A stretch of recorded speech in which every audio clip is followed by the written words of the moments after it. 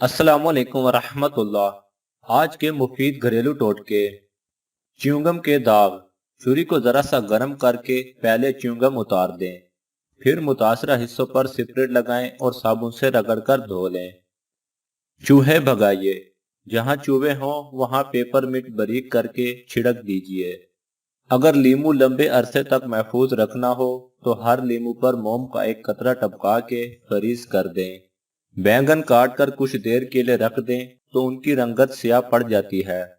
अगर उन्हें काटने के बाद नमक मिले पानी में भिगो दिया जाए तो रंगत तब्दील नहीं होगी।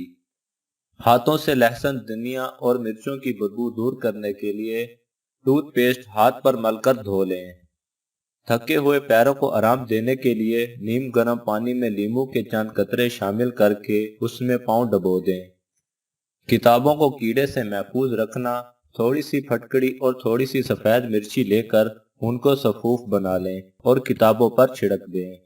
फटकड़ी बारीक पीस कर किचन के कैबिनेट्स में रखें तो कीड़े पैदा नहीं होते।